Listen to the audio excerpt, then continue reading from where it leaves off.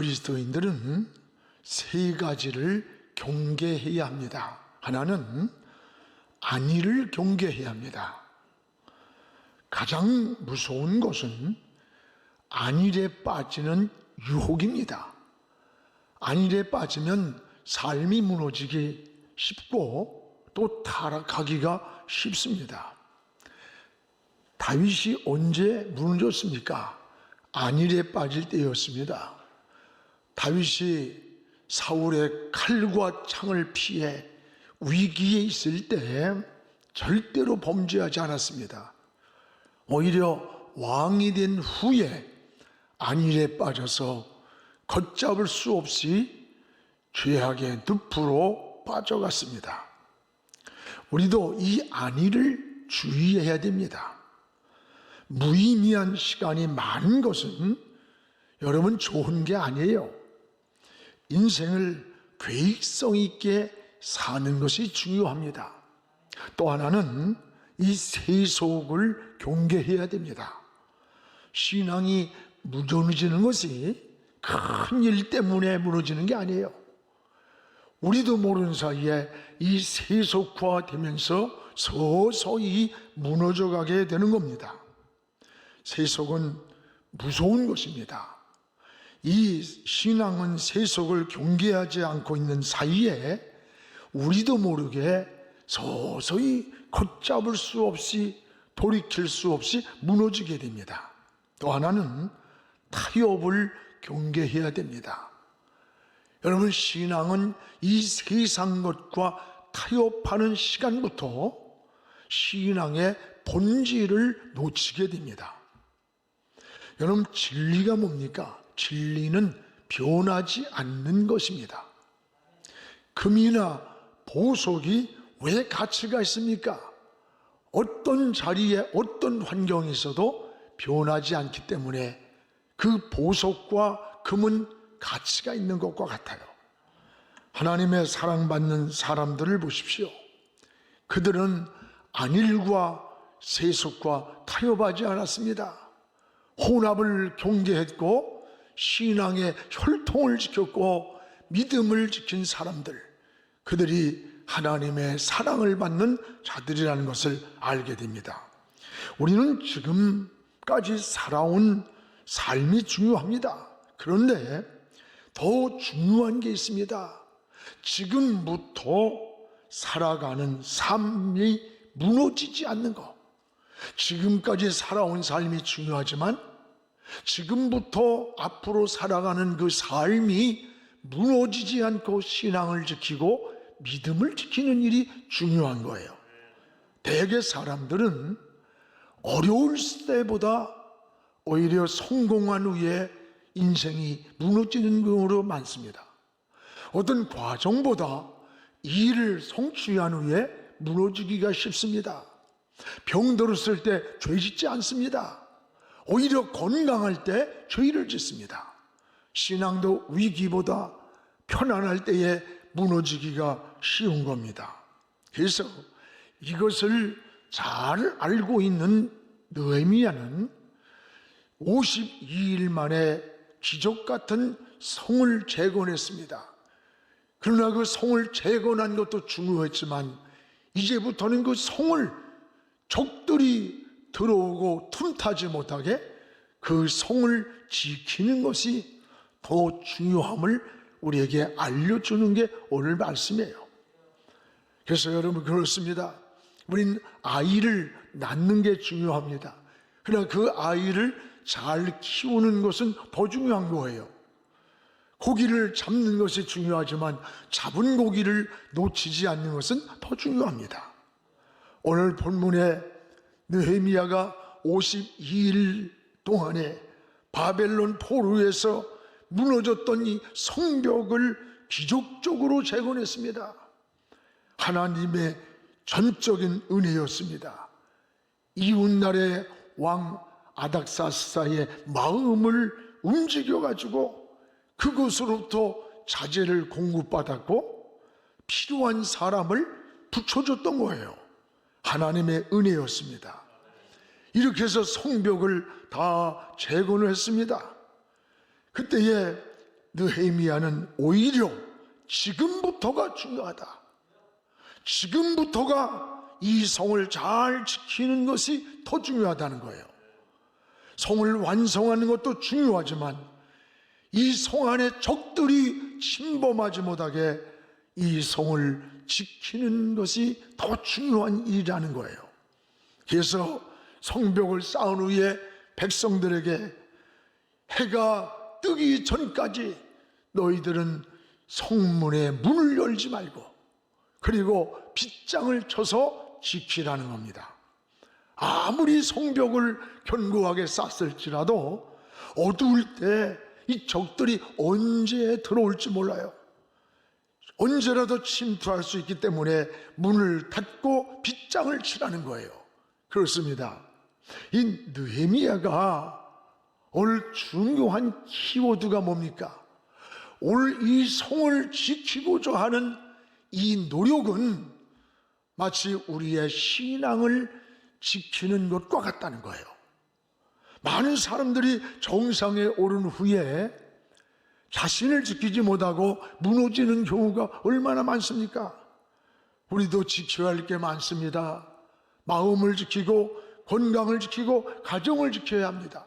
재산을 지키고 나라를 지켜야 합니다. 성도는 신앙을 지키고 믿음을 지키는 일이 중요합니다. 오늘 느헤미야가 이 성을 지키기 위해서 노력을 하는 거예요.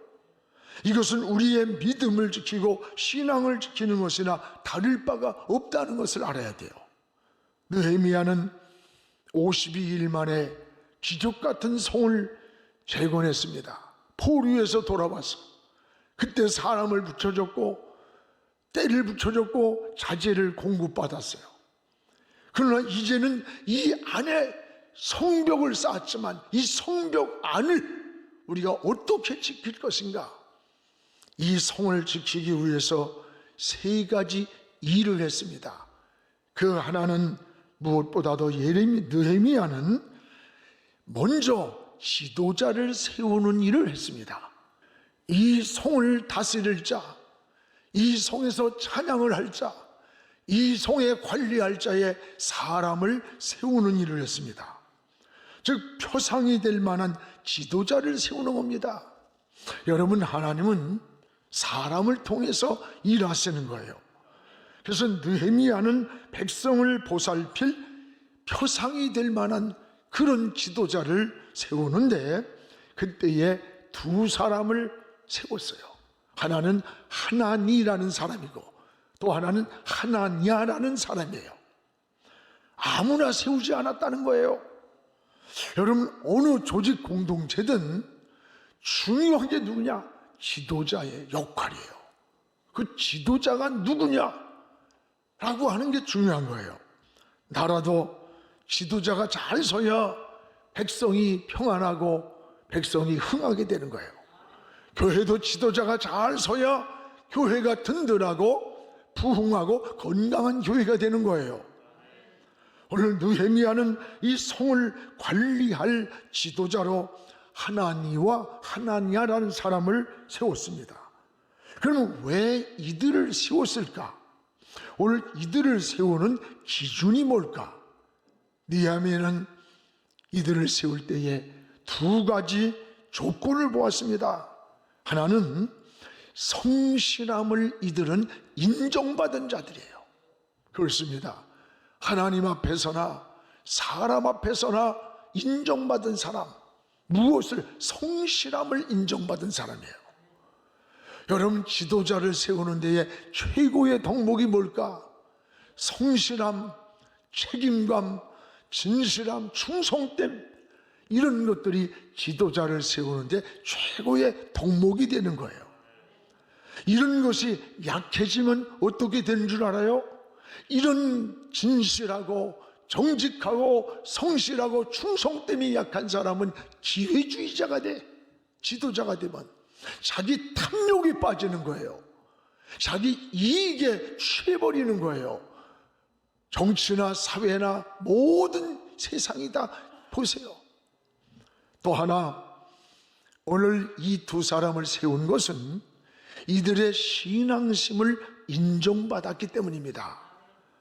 여러분, 오늘 2절에 보면, 우리 2절 한번 보면, 하나냐는 충성스러운 사람이요 하나님을 경외함이 무리 중에 뛰어났다 그랬어요. 하나냐는 충성스러운 사람, 하나님을 경외하는데 그 무리 가운데서도 뛰어난 자다라고 했습니다. 그렇습니다. 오늘 여러분, 이 신앙의 삶을 교회에서도 중직자를 세울 때 아무나 세우면 안 돼요. 우직스러운 충성됨, 믿음 있는 자, 하나님을 사랑하는 자, 모든 하나님과 사람 앞에 인정받는 자예요. 뭐든지 믿음으로 생각하고 믿음으로 말을 하고 믿음으로 행동하는 자를 세워야 하나님의 나라가 이루어지고 하나님의 뜻을 이루고 하나님의 역사를 이루게 된다는 사실입니다. 저는 성경에서 지도자의 롤 모델을 생각하면 전 다윗을 생각하게 돼요. 다윗은 책임감이라든가 충성됨이라든가 그 중심, 신앙뿐만이 아닙니다. 그는 백성을 사랑하는 지도자였고 또 백성들에게 감동시킨 지도자상을 우리에게 보여줍니다. 역대상 11장에 보면 어느 날 전쟁 중에 다윗이 몹시 목이 말랐습니다. 그때의 옛날을 생각하는 거야. 저 베들레헴에 좋은 우물이 있는데 그 우물을 먹을 수 있다면 얼마나 좋을까.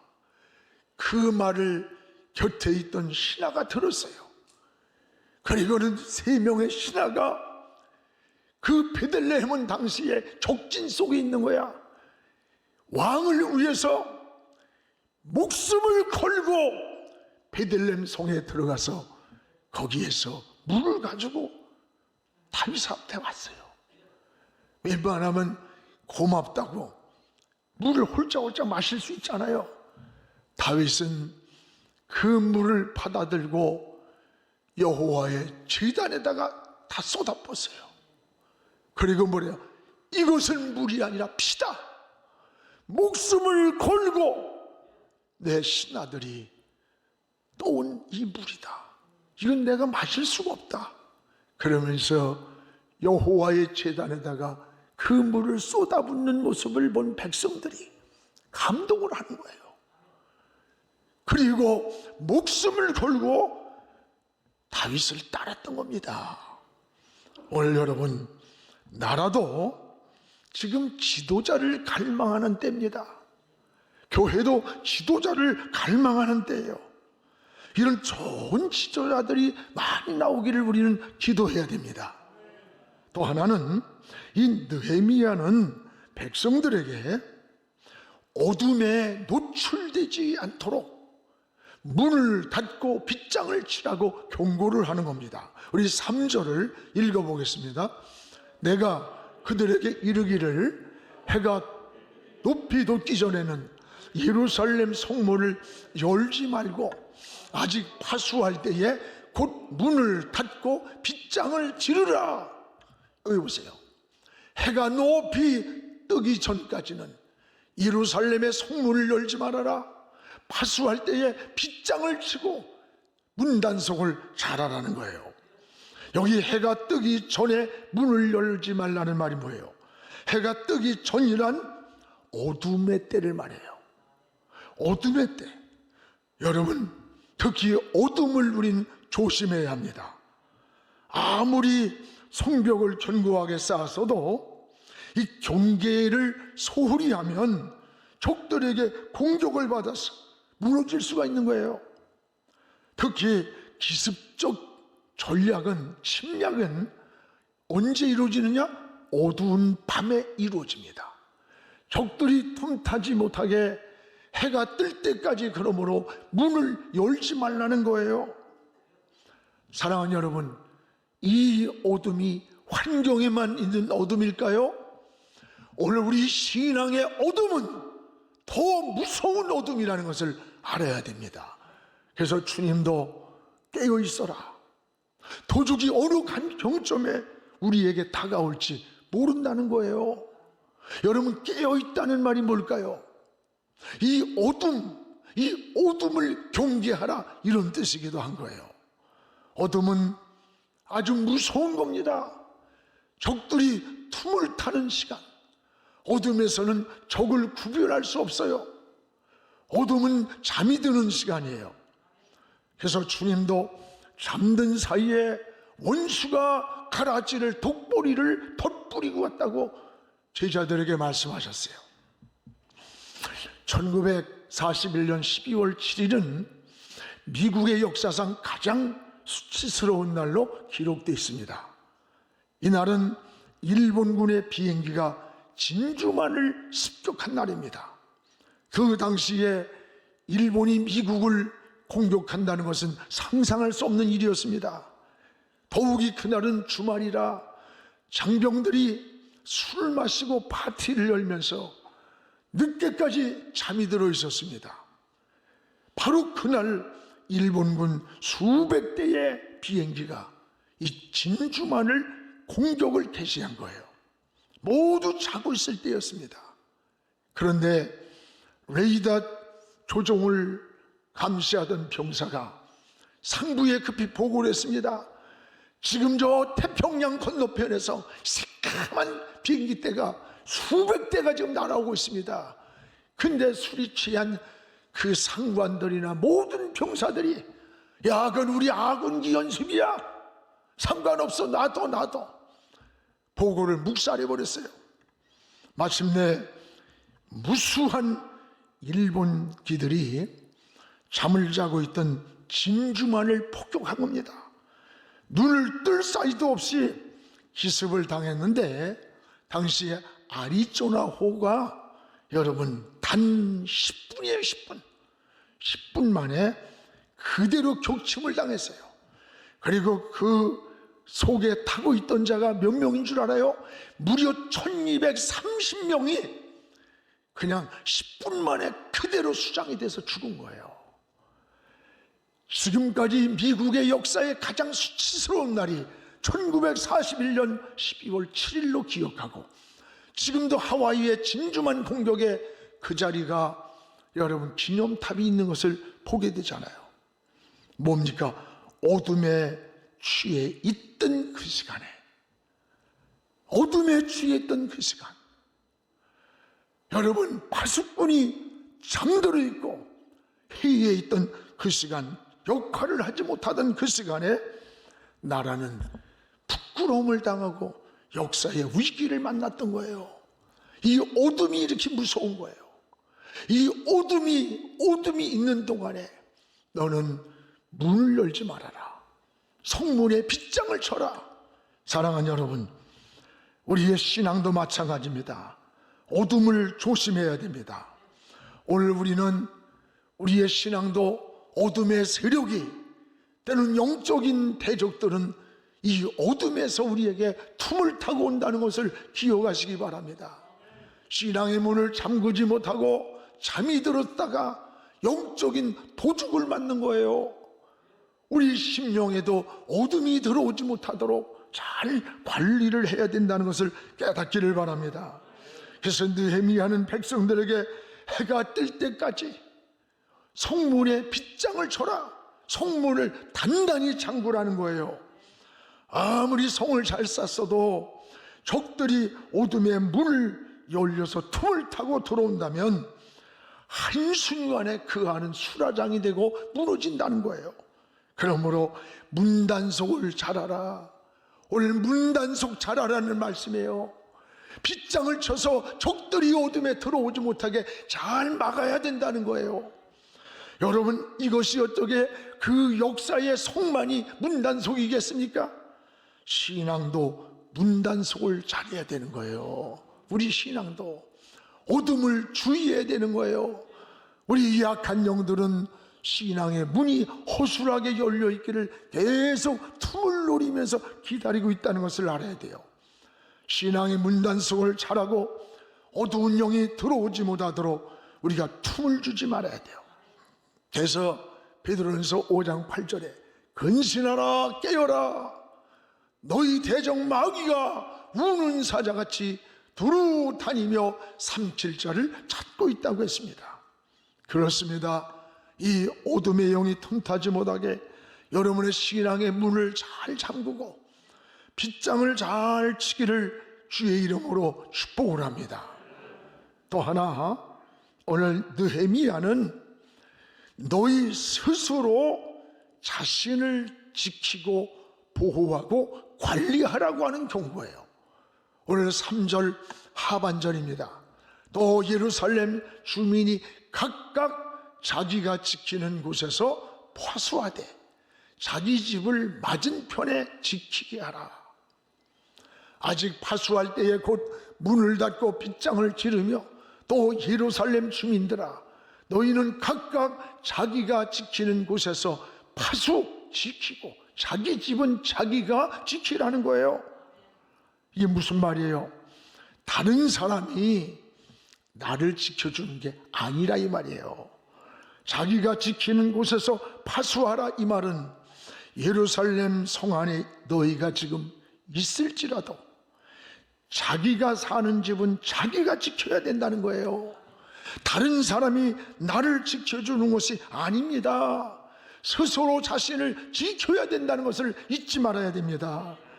여러분, 다른 사람이 해주는 권면이나 충고나 중복이들은 굉장히 도움이 되지만 근본적으로는 자기 자신이 지켜야 되는 거예요. 자신이 기도하고 자신이 믿음을 지키고 신앙을 지키지 않으면 안 된다는 거예요. 그래서 느헤미야는 큰 성을 쌓고 백성들을 향해서 자기 집은 각자 자기가 지키라. 자기가 지키라. 여러분, 나라도 우리가 지켜야 되는 거예요. 누가 우리를 지켜주는 거 아니에요. 지금 한미연합 훈련을 해야 되는데 대통령께서 저 북한하고 상의를 해서 결정을 한다. 참, 나는 이게 웬일이에요. 북한은 지금 38번이나 핵의 얘기를 하잖아요. 김정은이가. 이게 좀 여러분, 나라도 우리가 지켜야 돼. 동맹국이 지켜주는 거 아닙니다. 여러분의 믿음도 여러분 스스로 지키라는 거예요. 여러분 신앙도 사명도 너희 스스로 지켜야 된다는 거예요.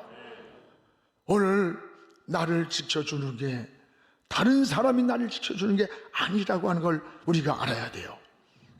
그래서 여러분, 우리는 작은 것을 소홀히 여기면 안 돼요.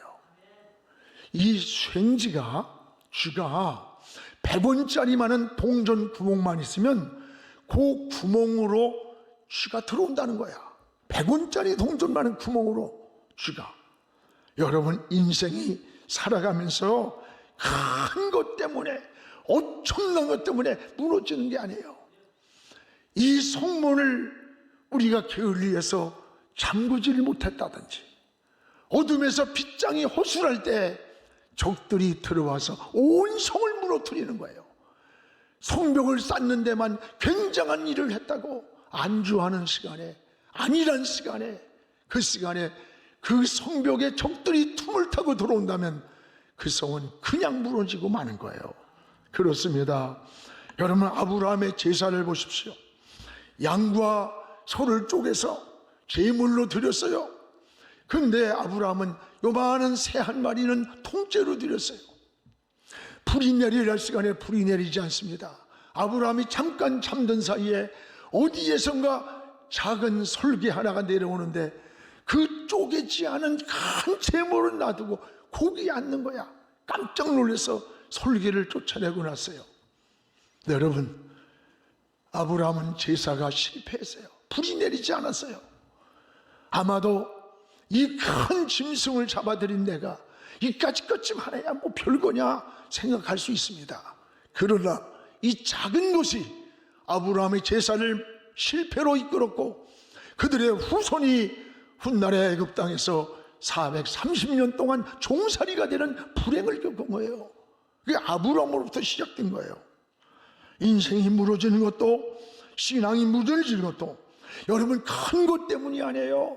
이까짓 것쯤이야 뭐, 이런 거야 뭐, 내가 이렇게 충성했는데 이렇게 하는데, 아닙니다. 이까짓 것쯤 하는 그 작은 것이 우리 인생을 치명적으로 무너뜨리는 거예요.